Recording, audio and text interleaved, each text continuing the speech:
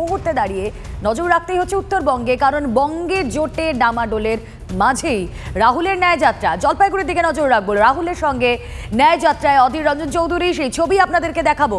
সরাসরি জলপাইগুড়ির ছবি দেখছেন আপনারা। জোট নিয়ে ডামাডোল। আজ রাহুল গান্ধী কি বার্তা দেন, সকলের নজর রয়েছে সেদিকেই। রাহুল গান্ধীর সঙ্গে আপনারা দেখছেন এই ন্যায়যাত্রায় রয়েছেন প্রদেশ কংগ্রেস সভাপতি অধীর রঞ্জন চৌধুরী। সরাসরি চলে যাই, প্রসেনজিৎ চৌধুরী প্রতিনিধি রয়েছেন আমাদের সঙ্গে। প্রসেনজিৎ, একদম দেখো, আমি দেখাবো ছবিটা। রাহুলের ন্যায়যাত্রা বাংলায় পৌঁছেছে তৃতীয় পর্যায়ে।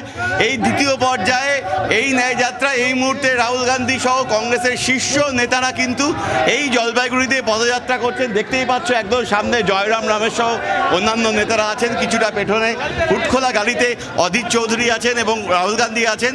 প্রচুর মানুষ দুধারে জড়ো হয়েছেন যারা রাহুল গান্ধীকে দেখবেন বলে এসেছেন। আমি একবার জয়রামজির সঙ্গে কথা বলার চেষ্টা করবো। জয়রামজি, ইতনা সারা मिल रहा, क्या कहेंगे?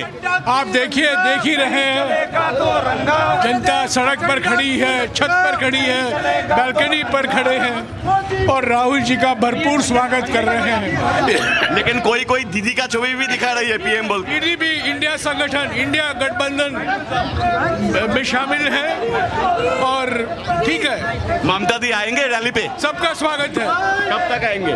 सबका स्वागत है।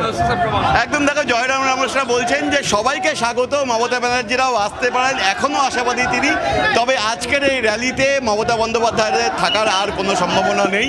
আজকে এই র্যালি জলপাইগুড়ি ঘুরে এরপর কিন্তু শিলিগুড়ি পৌঁছাবে। সেখানেও কিন্তু এইভাবেই ঠিক র্যালিটা এগোবে এবং পদযাত্রা করবেন রাহুল গান্ধী।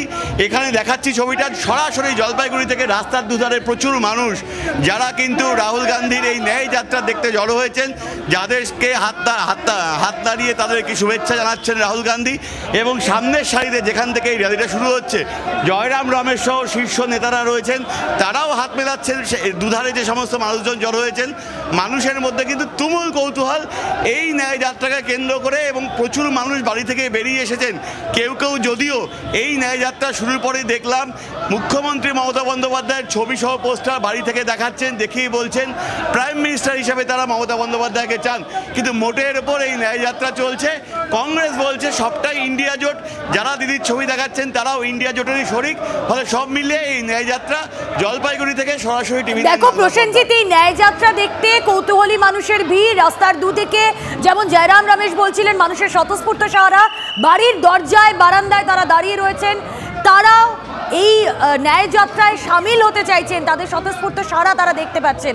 কিন্তু কোথাও গিয়ে শুধুমাত্র তো এই লোকের ভিড় বা এই যেখান দিয়ে তারা যাচ্ছেন সেখানে মানুষের উন্মাদনা, শুধু সেটুকু হলেই তো হয় না। ভোট বাক্সেও তো তার রিফ্লেকশন দরকার। যেখানে আমরা জোট দেখছি এই বঙ্গে ঘেটে আমরা ন্যাশনাল পার্সপেক্টিভেও দেখছি, সেখানে দাঁড়িয়ে তারা কতটা আশাবাদী, জয়রাম রমেশ কতটা আশাবাদী রাহুল গান্ধী হিমসেলফ, কোনো বার্তা কি তাদের তরফ থেকে পেয়েছো? আমি আরেকবার সরাসরি তার সঙ্গেই কথা বলার চেষ্টা করব। জয়রাম জি, ইতনা ভিড় हो रहा है, आप देख ही रहे हैं, युवा है, महिलाएं हैं, बुजुर्ग हैं, समाज के हर वर्ग आए हुए हैं। राहुल जी का और भारत जोड़ो न्याय यात्रा का बड़े उत्साहजनक भरपूर स्वागत कर रहे हैं। ভোটের বাক্সে রিফ্লেকশন পাবেন? ভোটের বাক্সে রিফ্লেকশন পাবেন? वोट बॉक्स में रिफ्लेक्शन आएगा? अभी देखिए क्या भीड़ तो आई है, देखने आई है और ये एक माहौल बन गया है, ये इलेक्ट्रिक माहौल है।